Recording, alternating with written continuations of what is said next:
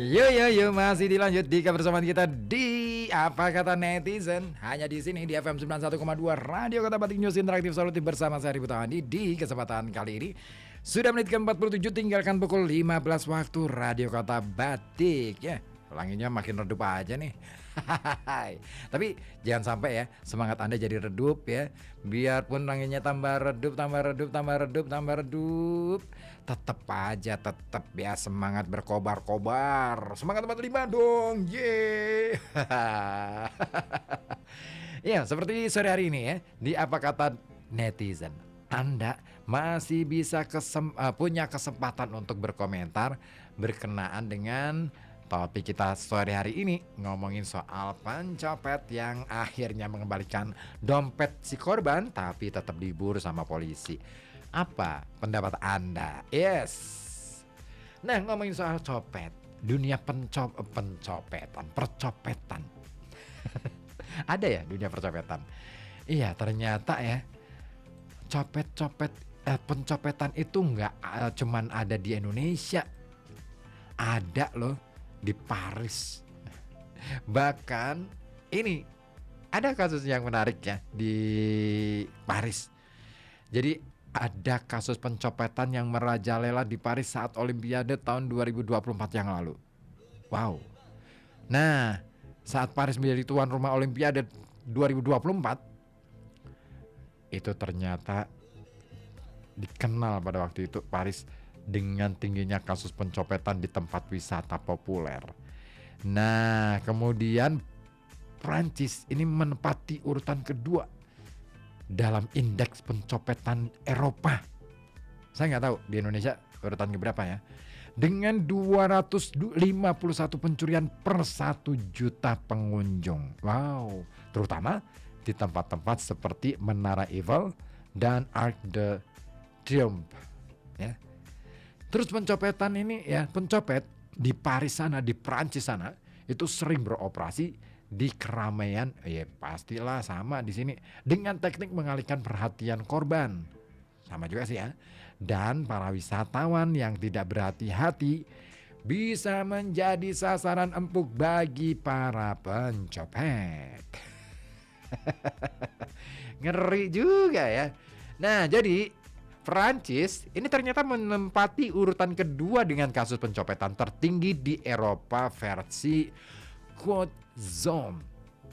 Nah, baru-baru ini nih kawan ya, per April 2024 yang lalu ya, perusahaan asuransi perjalanan Inggris Côte Zone telah merilis peringatan terbaru tempat-tempat pencopetan terburuk di Eropa. Nah, data ini disusun berdasarkan analisis yang dilakukan para analis yang meneliti ulasan untuk menemukan penyebutan terkait pencopetan. Indeks pencopetan Eropa atau Europe Pickpocketing Index. Nah, secara mengejutkan ini mengungkap bahwa wisatawan menjadi target di beberapa tempat wisata paling populer dan ramai di Eropa. Nah, pencopet ini bisa beroperasi lebih tidak mencolok alias bermain mulut tanpa celah di antara kerumunan.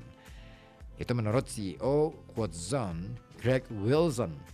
Nah, berdasarkan laporan tersebut nih kawan, Perancis ternyata rupanya menempati tempat posisi kedua dalam indeks pencopetan di Eropa, European Pickpocketing Index, dengan 251 pencurian atau pencopetan per 1 juta pengunjung.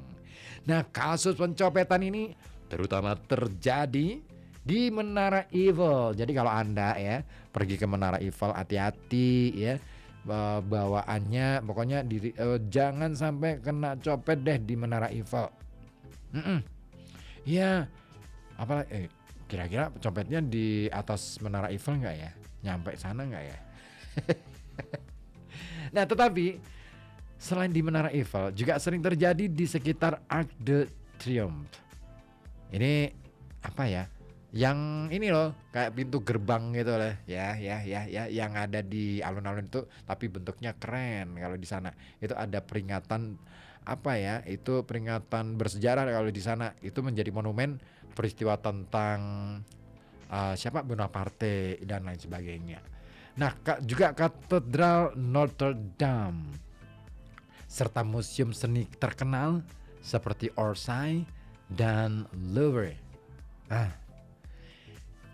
Pastinya perhelatan Olimpiade 2024 ini juga menciptakan lebih banyak peluang bagi para pencopet di Paris sana untuk bersembunyi di tengah keramaian, sehingga pengunjung diimbau untuk tetap waspada pada waktu itu ya. Terus strategi dan teknik pencopetan di Prancis ini membuat orang asing tidak berkutik ternyata. Karena menurut My Private Paris, pencopet yang ada di Paris sana, di Prancis sana, seringkali adalah individu terampil yang memiliki pengalaman melancarkan aksinya di tengah keramaian. Mereka menggunakan berbagai teknik untuk mengalihkan perhatian korban dan bekerja dengan efisien dalam kelompok. Nah, beberapa taktik yang sering digunakan termasuk menanyakan arah, kemudian menawarkan untuk mengambil foto. Jadi kayak ya juru foto gitu, atau misalkan bantu-bantu gitu ya. Misalkan saya mau selfie nih, terus kemudian kerepotan kan, boleh saya fotokan, boleh saya tolong untuk difotokan. Nah itu hati-hati kalau sudah ada kayak gitu. Atau menciptakan keributan. Ribut di sini, kenapa dibawa-bawa ke Paris ya? Gimana sih? Nah tiba-tiba ya. Nah jadi keributan yang tiba-tiba seperti pertengkaran palsu atau barang yang jatuh. Nah perhatian yang mudah teralihkan ini akan membuat komplotan, maksudnya komplotan mereka dengan cekatan merampas dompet, HP, atau tas dalam sekejap. Nah selain itu kawan, tempat-tempat wisata yang rame, stasiun kereta juga misalnya, atau stasiun metro juga spot wisata terfavorit ini merupakan sasaran utama bagi mereka gitu. Terutama di kereta bawah tanah di sana. Pernah ke Prancis? Kalau pernah ke Prancis pasti deh pengen naik kereta bawah tanah kan. Nah ada yang unik lagi nih kaitannya dengan pencopet di Prancis. 2.000 warga Amerika ini melaporkan kehilangan atau kecurian paspor mereka saat di Paris. Nah ini datanya dari laporan US Embassy ya, kedutaan Amerika Serikat. Tiap tahun ini ada sekitar 2.000 warga Amerika yang melaporkan kehilangan atau pencurian paspor mereka di Paris. Banyak dari mereka menjadi korban pencopetan di area yang sering dikunjungi wisatawan.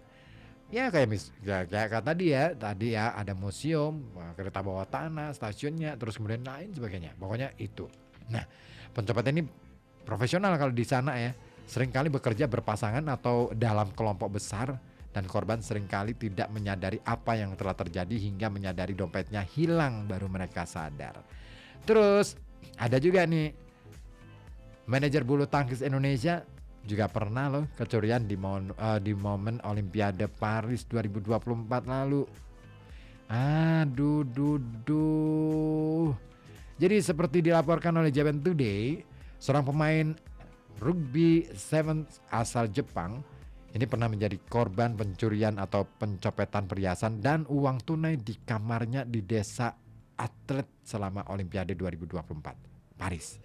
Nah, sumber yang mengetahui peristiwa itu mengungkapkan bahwa insiden ini dilaporkan ke polisi sehari sebelumnya setelah cincin kawin, kalung, dan uang tunai hilang saat pemain tersebut kembali ke kamarnya. Nah, otomatis Komite Olimpiade Jepang kembali mengingatkan atlet dan staf tim untuk lebih berhati-hati terhadap barang-barang berharga mereka. Nah, banyak laporan juga soal pencopetan ini dan memang terjadi di perkampungan atlet. Selain pemain rugby Jepang ya, manajer tim bulu tangkis Indonesia juga mengalami pencurian atau pencopetan selama Olimpiade di Paris 2024 lalu. Nah, tim bulu tangkis Indonesia ini mengalami kerugian sebesar 53.000 euro atau jika dikalkulasikan ya, itu dirupiahkan menjadi 950 juta rupiah di Paris. Weh, ya, banyak banget ya. Nah, kejadian tersebut menimpa manajer tim bulu tangkis Arman Darmaji pada Senin 6 Agustus 2024 lalu. Nah, sekitar pukul 17.30 waktu setempat. Nah, insiden ini terjadi sekitar halte bus Madeleine, Paris ya. Nah, pencopetan dilakukan oleh sindikat ya, yang menggunakan modus menjinakkan ban mobil. Nah, Arman saat sedang dalam perjalanan ini mengetahui bahwa ban mobil rekannya ini dijinakkan, dan ia segera turun untuk memeriksa dan menghubungkan pihak rental mobil untuk mengganti ban yang kempes. Nah, pihak rental ini kemudian meminta lokasi dan alamat mobil Arman. Nah, karena tidak familiar dengan kota Paris, Arman meminta bantuan polisi di sekitar lokasi mobilnya untuk memberikan informasi kepada pihak rental. Nah, selain uang tunai, dompet, kartu kredit juga hilang. Nah, dengan jumlah total kerugian 53.000 euro atau senilai 950 juta rupiah. Wah, ngeri ya. Aduh. Nah, krisis ekonomi atau ketidakstabilan sosial ini ternyata yang memicu pencopetan di Prancis itu menggurita.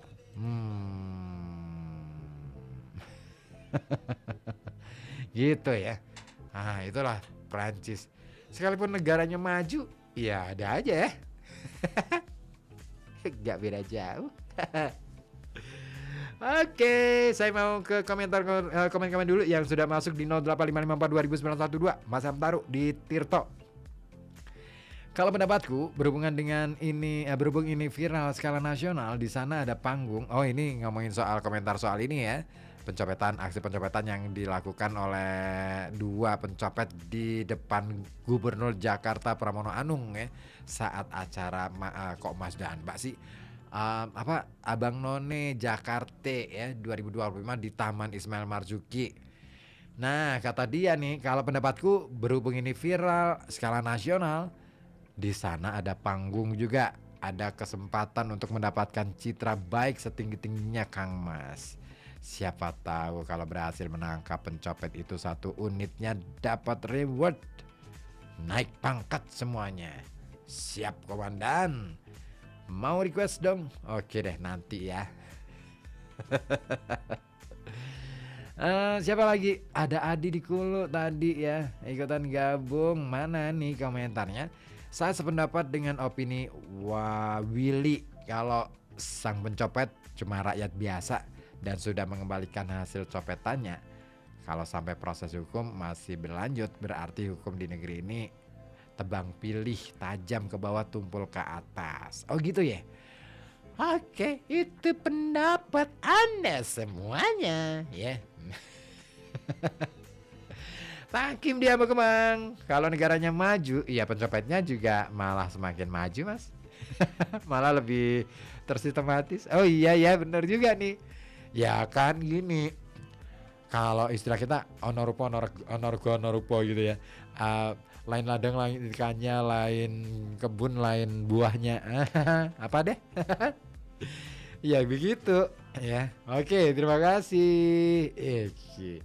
Nah, Mas Hamtaro juga ikutan komen lagi nih.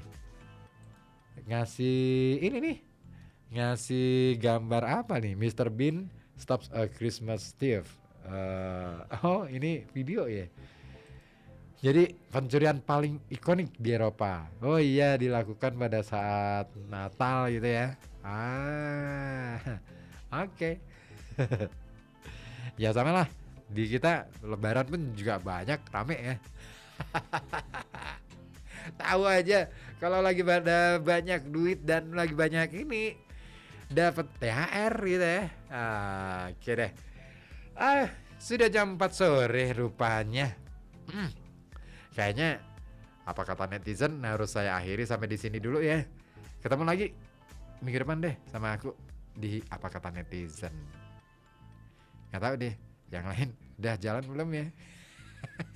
I don't know. Oke, kali ini nanti ya dilanjut lagi. Ada RKB sore, ada nanti sampai malam aku ya. Nggak tahu deh Anda dan keluarga ada nggak ya narasumbernya di nanti pokoknya ya. Ditunggu juga atensi dari Anda di 0285424474 ataupun di WA 0855542091. Apa kata netizen? Pamit undur diri dan jangan kemana-mana. Saya masih menjadi teman Anda sampai kelar nanti, sampai malam. Terima kasih.